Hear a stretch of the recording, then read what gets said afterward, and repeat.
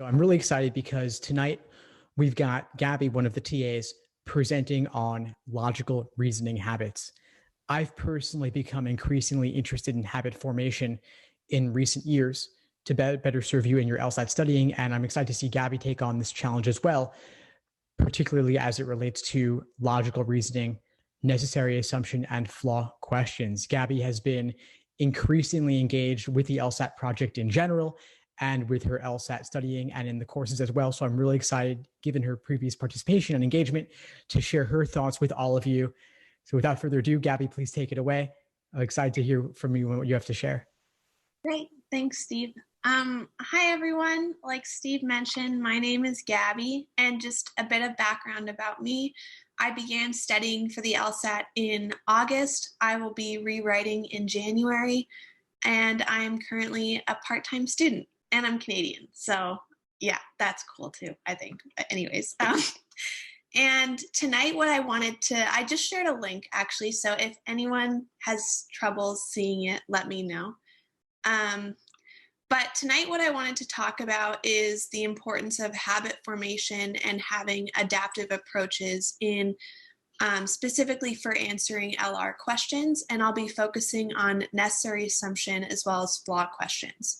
So there's 3 things that I want you to take away from tonight, and the first one you've probably heard a million times over, but that is that the LSAT is personal. And the reason why that matters for my presentation is because the approaches and strategies I've developed to answer these questions work for me, but that's not to say they'll work for you. So take what you can, but apply what works for you, what works best for you, of course. The second is that I think habit formation is very important for the LSAT, and just especially in dealing under pressure for life in general. So when I first started taking prep tests, I'm sure that I'm not alone in this, but I felt very overwhelmed, and I was almost as if it felt like I had a completely different mentality when I'd sit down and write a prep test versus when I was just practicing or drilling and studying. And so what I realized through that process is that when we're stressed or overwhelmed, we want to reach for certainty because that's comfortable. And what that meant is that I was reaching for habits, good or bad. And so with the LSAT, it's really important that you develop good habits so that under pressure, you can have the confidence that you've developed good habits to answer questions correctly.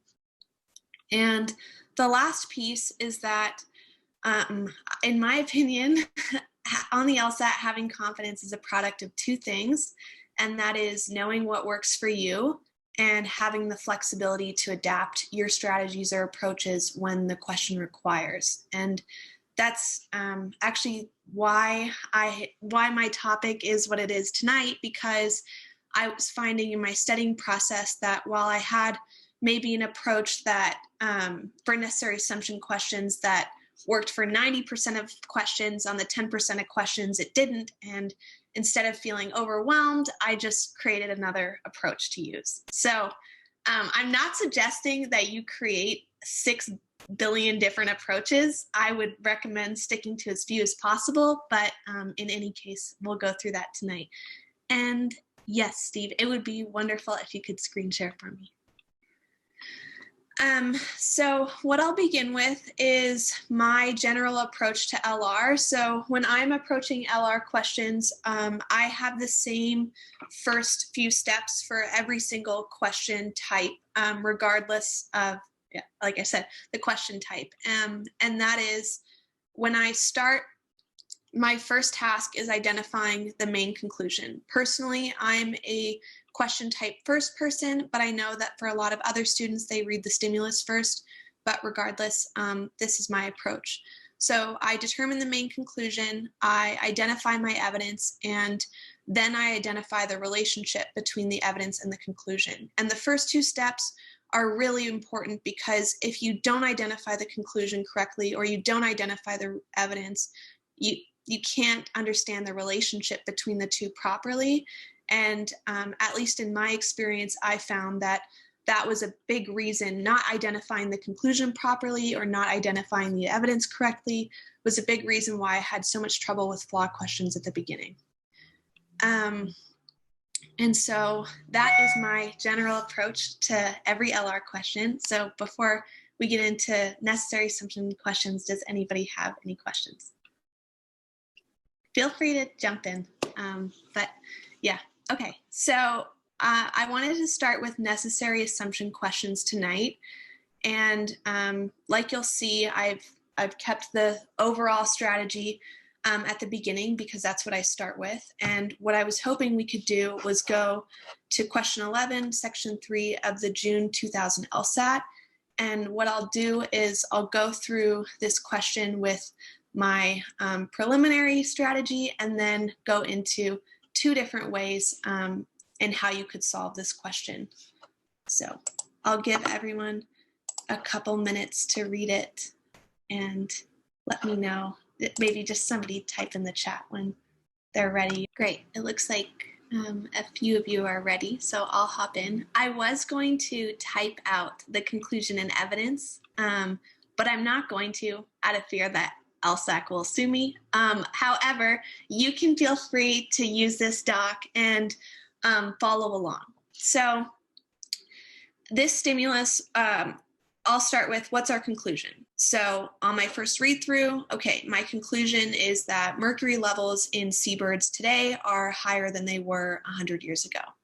And what evidence do I have to support that conclusion? Well, feathers taken from seabirds in the 1880s contain half as much mercury as feathers from seabirds today.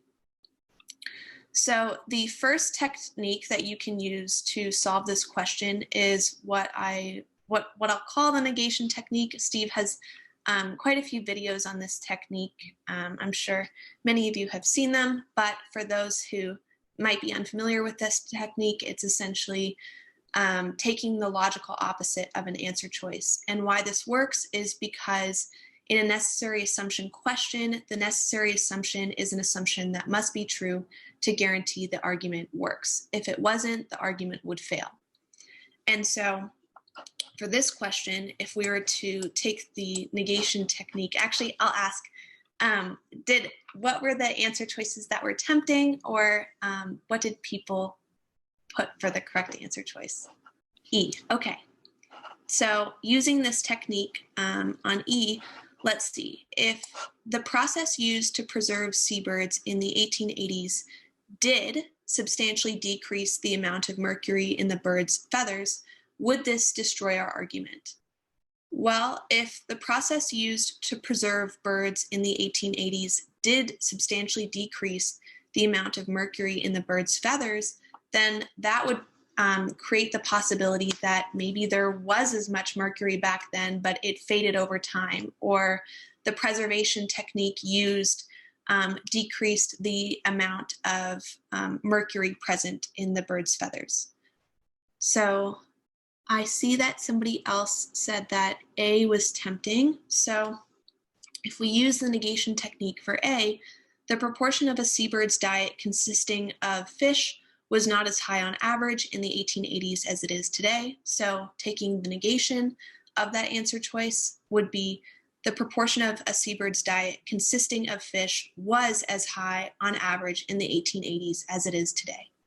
So why wouldn't that destroy our argument? Well, because the seabird's diet consisting of fish doesn't tell us anything about mercury levels, which is what this conclusion is about. So it might arguably, yeah, it just doesn't tell us anything. So that would be an example of the negation technique. So I outlined that approach below, is essentially the same process we used for all LR questions, and then negating the answer choices until you find one that, when negated, destroys the argument. The next approach is what I call the flaw technique. So this is actually a technique that I've recently started using because I did have quite a bit of trouble with necessary assumption questions, and especially on question choices that are really long, answer choices that are really long or very similar. I found the flaw technique to be a very helpful guide. So yeah, I'll just preface by saying it's personal discretion when I feel like either approach might work better for one question type than the other. There's no like standard key that I'm like, oh yeah, approach number 2. But maybe for you, that might be something that you develop on your own. So going into the flaw technique, as you can see, same process, determining the main conclusion, identify the reasoning, and then I determine the flaw. So this is this process is actually, the first half of it is actually my approach for flaw questions. And so I ask myself, what does the argument fail to consider or take for granted? And this works because if the argument takes for granted something, then I think about takes for granted as synonymous with assumes. And if the argument assumes something, and that would be the flaw, then if that assumption wasn't made, then the argument would fail. So I realize that might sound a bit convoluted, but I'll show you what I mean. So in this question, we identified the conclusion. Mercury levels in seabirds today are higher now than they were 100 years ago. And the evidence being feathers taken from seabirds from the 1880s contain half as much mercury as feathers from seabirds taken today. Using the flaw technique, what does this argument fail to consider or take for granted? Well, this argument takes for granted that there's nothing that's happened between now and the 1880s that could have reduced the mercury levels in that seabird's feathers. So what is that synonymous with? Well, the argument is assuming that the mercury levels in the seabirds from the 1880s is the same today as it was back then. And so based on that identification, then our assumption would be mercury levels found in the feathers of seabirds today reflects the mercury levels of seabirds at the time, which matches quite well with our answer choice for this question, which is E. So on that note, does anybody have any questions?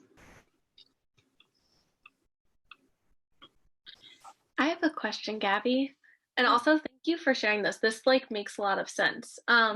When you're doing the negation technique, do you would you still pre-phrase your answer at all, or is that kind of like going through and eliminating answer choices then? I would have an idea of what I'm looking for based on my conclusion and my evidence, but the negation technique does require looking at each answer choice and negating it. So I like that technique, based on what I read, is tried and true. So it works well, of course, but yeah, I hope, does that answer your question? Yeah, thank you. Awesome. Is there any other questions before we continue?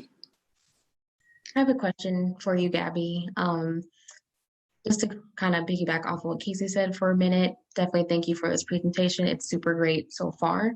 I know at the beginning you said that you try not to have a ton of approaches to these types of questions, and that totally makes sense. But have you ever considered looking at necessary assumption questions as must-be true questions, or do you just use the negation and flaw technique as your top two go-to approaches?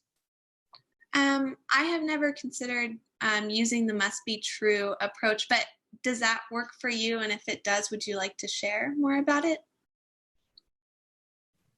I've tried it once or twice, and it has worked for most questions, but then more so recently, I did the infamous rattlesnake question, and it threw me for a loop, and it kind of made me reevaluate what it means for necessary assumption questions to be that they must be true. So I feel that it is a good technique, but I think for me personally, I think I like flaw a little bit better, especially since, like you just mentioned, the most stimuli are taking something for granted, which is, of course, it could be a flaw or could be framed in a flaw. So I like that technique better. But worst case scenario, I would try and do necessary assumption questions as must be true. Yeah, that makes sense. Thanks for sharing. Yeah, ultimately, I think it's just important that If you find a technique that works for you, that you recognize what that technique is and you have a very solid understanding of why it works for you. Because that was really wonderful. Personally, I found sometimes when I was testing different approaches or trying to figure out what approaches worked for me, I found that the ones that I didn't stick to were typically the ones that led me to the right answer, maybe by accident, but over time, I wasn't getting consistent results from them. So on that note, if you find must be true works a lot for you, then that's great. So if I could just jump in for a minute. And by the way, Gabby, fantastic presentation so far. I'm loving it. I've talked so much about necessary assumption and flaw even in last night's class. So I'm glad to see you had already prepped this prior to last night's class. So I know you've already been thinking similarly, which is fantastic. And Ariel, I love what you said about must be true questions as well. I've actually been saying that for quite a while now, that necessary assumption questions are like a very specific kind of must be true question conceptually, because they need to be true. They're required. So if you take the stimulus as given, you are then logically committed to agreeing with all underlying necessary assumptions. So conceptually, that is 100% valid. If you go back to my necessary assumption workshop inside the course I taught a little while back, I opened by saying exactly that. And I even have slides all about it. Now, approach-wise, is that practical on test day itself? I'm not so sure, because must be true questions are oftentimes fact sets, where the correct answer is simply a paraphrase of something in the stimulus or a combination of different parts of the stimulus.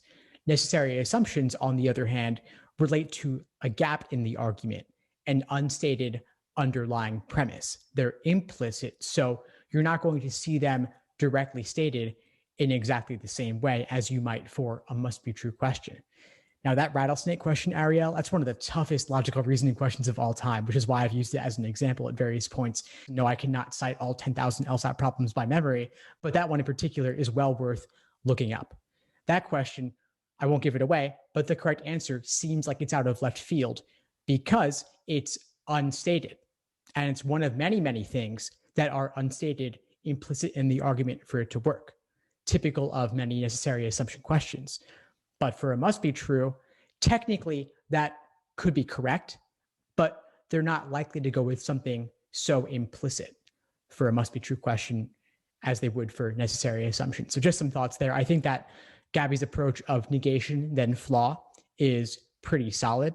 I wouldn't necessarily lump in all other question type approaches within that. And I'll type this one in the chat for those who wanted to look it up, the rattlesnake one. But this is fantastic, and that's my 2 cents. Thank you, Steve. Yeah, just to answer Virginia's question quickly, yes, I read the question type first because, through the developing approaches, if I read the question stem first, then it gives me an idea of what to expect and what I'm looking for, and it almost clicks me into a mindset of answering that question type specifically. So yeah, but that answers it. And another thing I might add is, this is a bit finicky and maybe, it's a bit finicky, but one thing that I have tried for necessary assumption questions is, instead of thinking about it as a conclusion, I think about what I'm looking for as an argument instead. And even though that might be a slight little change, I guess I just want to illustrate that, just don't be afraid to make like little changes or keep trying to understand what works best for you, because it is a very iterative process. So yeah, moving on to flaw questions now. I'm going to use question 18, section 3 of the June 2000 LSAT as an example for this technique. So I'll give everyone a minute or two to read that and let me know when you're done. Okay, I think we'll get started here. Billy, I would tend to agree chocolate chip cookies are personally my coping mechanism.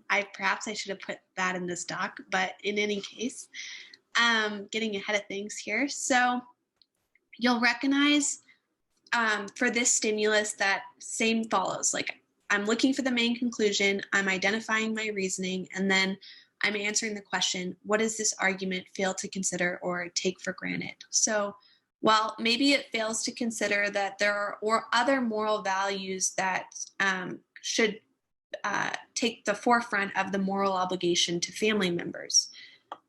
Maybe every individual has a moral duty not to defy the police regardless of their moral obligation to their family members.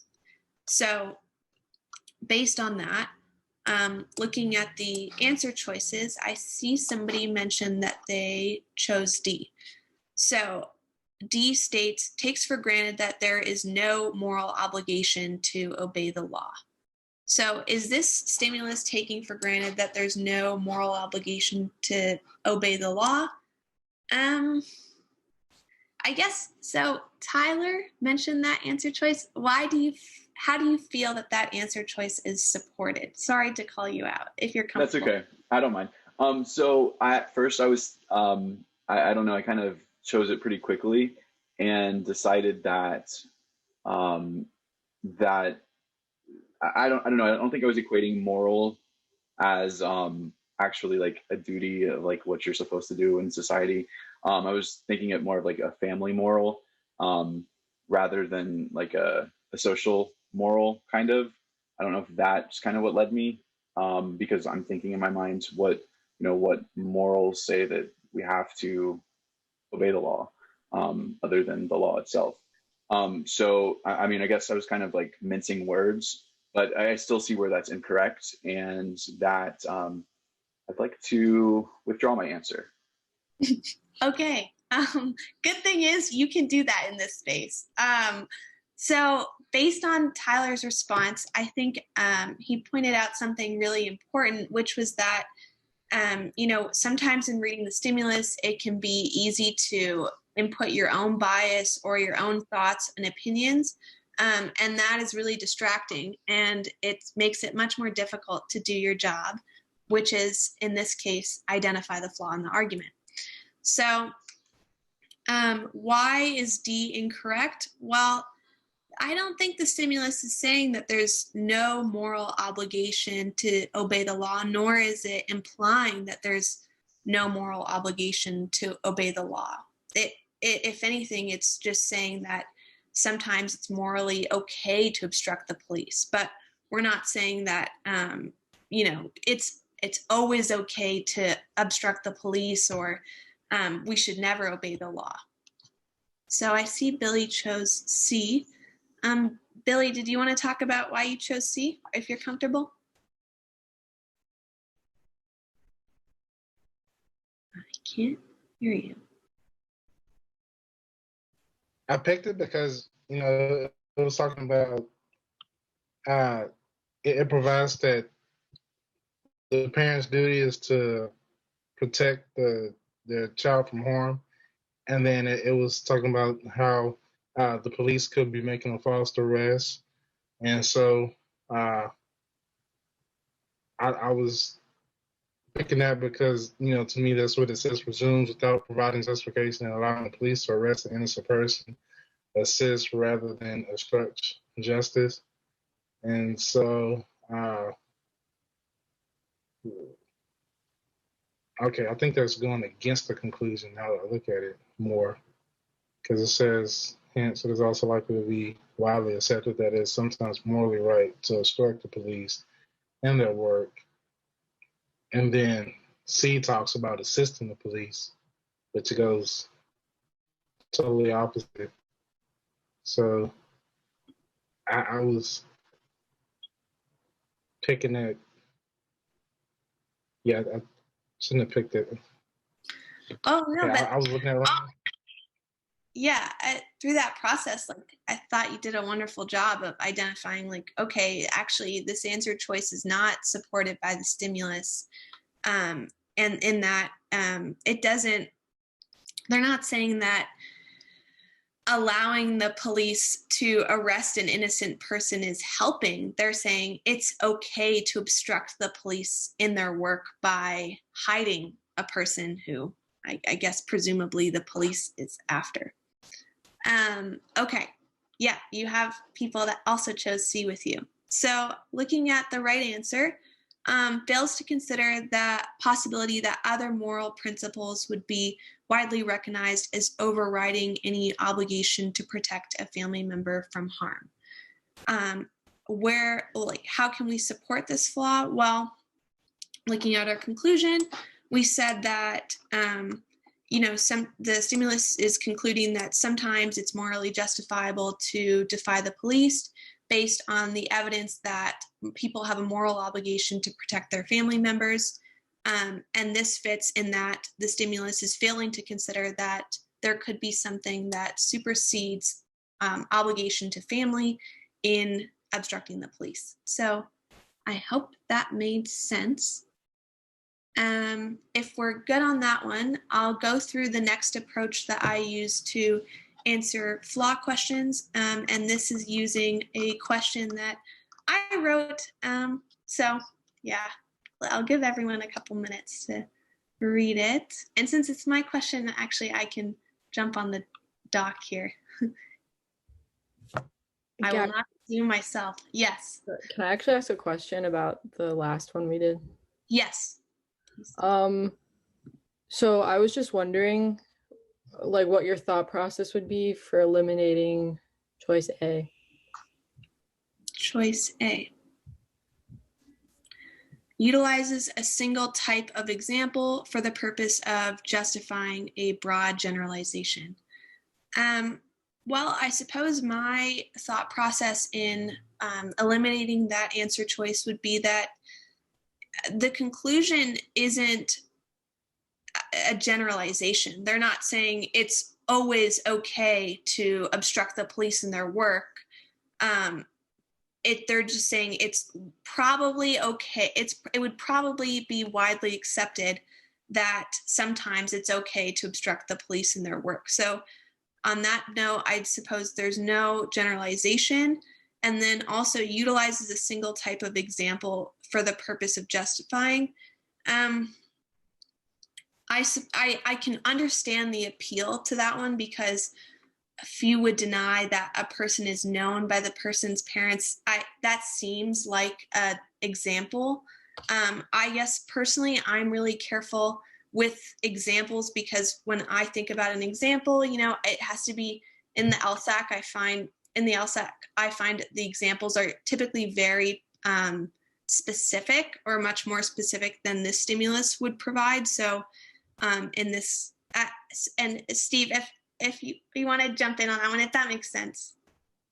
No, wait, so that's interesting what you said about how it's not technically a generalization, because they're saying it's also likely to be widely accepted. So they're not saying like this is how it is. They're saying almost it's like potentially, it's like a quasi generalization. Like it's not really that was like my question mostly, like how you eliminated the fact that it wasn't a generalization. But I see that. Yeah, the stimulus is fairly reserved. And actually, Ayaka and I had a discussion yesterday about the difference between general claims and generalizations. So yeah, not sure. Anyways, sorry, Steve. Yeah, sure. No, happy to jump in on this. I mean, basically, the point of issue in this whole stimulus is that it's about what people will accept as a valid principle. What is morally right to be doing here? Morally right to protect the accused, protect your family members. Mm-hmm. And then they draw a conclusion about that being a relative value that people have, that people will value one thing over another thing. So there's a relative ranking of belief or values around what you should do. The evidence here is only establishing that people are likely to nearly universally protect their family. Then the conclusion then makes a relative claim about that over the police, when they haven't actually told us how much do people value not obstructing the police. To me, that's the difference here. So that when they say in B, widely recognized, that is essentially a paraphrase of widely accepted in the conclusion. So those things match up pretty smoothly. In contrast, choice D as in Delta takes for granted no moral obligation, period, far too extreme and not hitting on the relative balancing act between these two different competing moral duties. that people may accept to varying degrees, or people may accept both, but then in most cases value family over the police, or they might value police over family. They don't really tell us anything in the evidence about how much people value helping the police or value not obstructing the police. So we don't have a basis upon which to make that relative claim in the conclusion. Oh, that makes sense. Thank you. Yeah, sure. Awesome. Okay. Well, if there's no further questions, we can go on to the next question here. I'll just give people a minute. Okay. No further questions. Okay. This next stimulus. So at times, a flaw question will involve a stimulus that might be written more as conditional statements. And with those types of questions, I typically actually like to draw out my conditions to identify where the flaw happened. And if you're familiar with if you can think of a question type that comes to mind where they've mixed the necessary assumptions and the sufficient assumptions, this is where that would come in handy. So does anybody have any questions before I start? No. Okay. So all students feel stress at some point in their lives. Students who feel stressed buy chocolate chip cookies to feel better. Thus, Maria, who bought a chocolate chip cookie yesterday, must be a student who is experiencing stress. Okay, so drawing this out, student, and that is sufficient to know that they feel stressed at some point in their life. Students moving to the next sentence, students who feel stressed buy chocolate chip cookies to feel better. So if you are a student who feels stress, you buy chocolate chip cookies. And I recognize that you might be reserved to make this next jump because there's no all students feel stressed by chocolate chip cookies to feel better. And personally, I've gotten tripped up by that before in stimulus. In this case, I think it's fair to assume that the question writer intended you to perceive students as being all students, but I'll just continue on if there's no questions there. Oh, Gabby, just one quick thing before you continue. Yes. Is it possible to type this in the chat? Because I'm not sure that we're actually seeing what you're typing. Oh, yes. I see that now. Okay, yes, I will type it in the chat. I'll just copy, paste it over.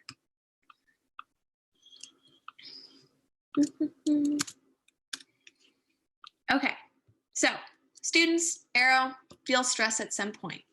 Students who feel stress at some point will buy a chocolate chip cookie. Oh, sorry, I need to send that to everyone. Thus, Maria, who bought a chocolate chip cookie yesterday, must be a student who is experiencing stress.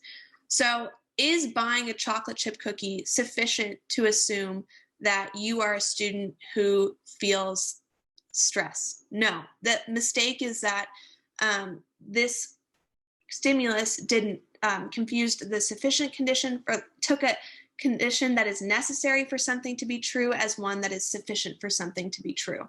So if Maria bought a chocolate chip cookie yesterday, that's great, but obviously it's not enough to know that she is a student, nevertheless, who is experiencing stress. To answer Ariel's question, I might have been humming Jingle Bells, but anyways, backwards conditional reasoning, read backwards without negating. Yes. So looking at the approach here, it's the same, determined my conclusion, identified the reasoning, and I drew conditionals to help me identify where the mistake happened. If you get a question type where you feel, where it's a parallel flaw question and they've given you conditionals, I actually find that this approach is very helpful because it allows me to see where the mistake happened and match the mistake to an answer choice. So is there any cookies? Is there any questions?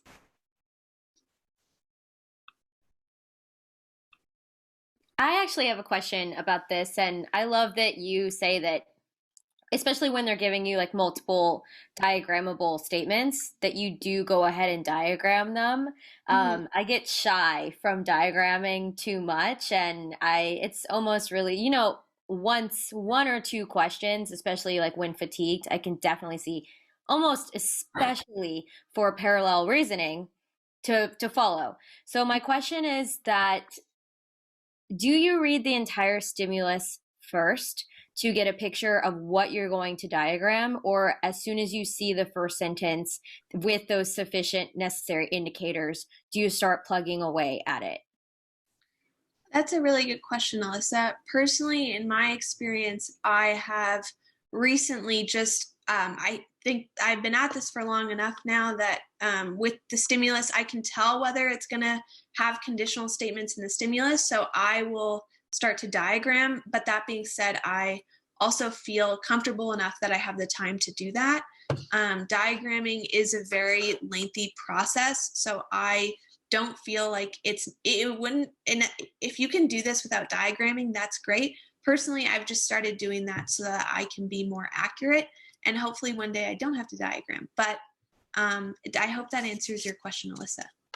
It does. I found that sometimes if I see all of the sufficient necessary indicators popping up immediately, I'll start to diagram, and maybe some of the diagramming wasn't even necessary. Like, I was just watching a YouTube video of Steve's where he just pulled out one statement, and that ended up being the correct answer. So I've been trying to find that balance, but it could just be more time. Yeah, I've definitely found time helps. But another thing that I might add is, with all of these approaches, if I get an answer choice incorrect in my review, I'll actually use the same process that I would want to use when I'm writing the test to conduct the review. So I'll literally write down the conclusion, write down the reasoning, and then if it was a flaw question, I'd go through the same notion of answering the question, what does this take for granted or fail to consider? And through that, I can see my thought process more clearly, and also it's consistent between when I'm writing the test and when I'm doing my corrections.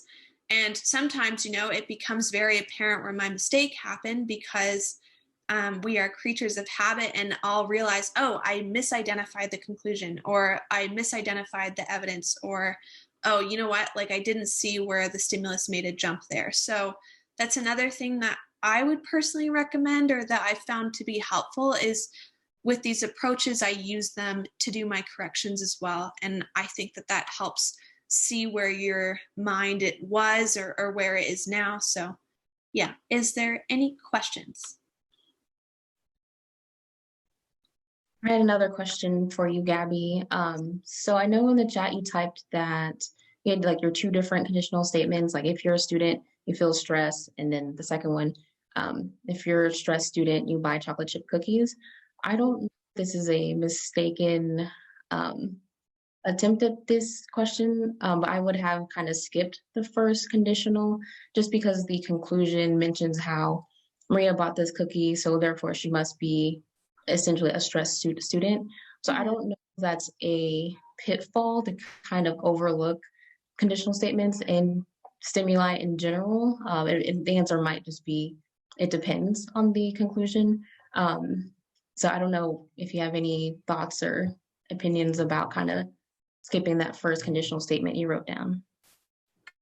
No, I mean, I think you could very well get away with skipping the first conditional statement that I wrote down. I think I do it to be thorough, but if you're at a point in your process where, you looked at this and you identified the flaw immediately, then like I'm saying, it's not necessarily, you don't feel like you should waste time diagramming if it's not conducive to getting the right answer choice for you. So. I do have a quick question for you, Gabby. I mean, looking at what you wrote here, I think it's a fantastic stimulus.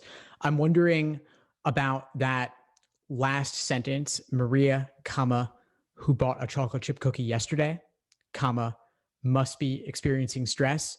I'm wondering how you think about that statement bounded between two commas, and if you think it would change anything to remove that clause and put it outside of that final sentence. You mean the clause of bought a chocolate chip cookie yesterday? Yeah, and just I think it's an interesting discussion point to potentially raise. Is that evidence? Is that conclusion? What's it doing there? Could we have rewritten this and moved that elsewhere and maintain the same logical flow, or would that change something? That's a really interesting question, Steve. Let me ask the test writer. I think that looking at the stimulus, the intention was to throw, basically like add a condition out of nowhere. The